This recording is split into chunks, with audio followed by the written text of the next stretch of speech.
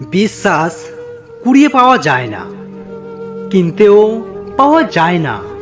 বিশ্বাস অর্জন করতে শিখতে হয়। আর যে তোমাকে অন্ধের মতো বিশ্বাস করে তাকে কোনোদিন অন্ধ প্রমাণ করো না। বিশ্বাস তো শুধু তাকেই করা যায় যে বিশ্বাস এর যোগ্য হয়। তাকে কি করে বিশ্বাস করব যে বিশ্বাসের যোগ্যই নয়? যোগাযোগ ছাড়া কোনো সম্পর্ক হয় না, সম্মান ছাড়া কোনো ভালোবাসা হয় না, আর বিশ্বাস ছাড়া কোনো কিছু দীর্ঘস্থায়ী হয় না। ছোটবেলা থেকেই জীবনে একটাই ভুল করেছি, অল্পতে সবাইকে বিশ্বাস করে ফেলি আর পরে কষ্ট পায়। বিশ্বাস কি জানো? তুমি যখন একটা বাচ্চাকে উপরের দিকে ছুঁড়ে মারো তখন সে হাসতে থাকে, কারণ সে জানে তুমি তাকে ধরবে। এটাই হচ্ছে বিশ্বাস।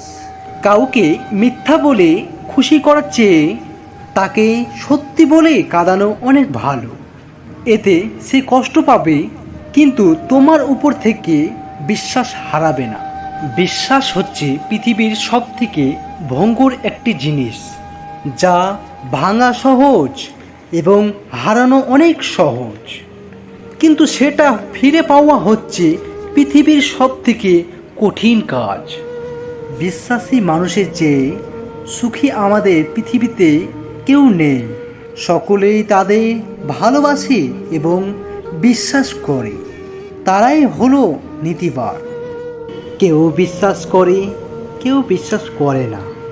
যে বিশ্বাস করে সে ও সত্য মিথ্যার যাচাই করে না, আর যে অবিশ্বাস করে সেও না। বিশ্বাস অবিশ্বাসের প্রশ্নটি নির্ভর করে মানুষের খুশির ওপর।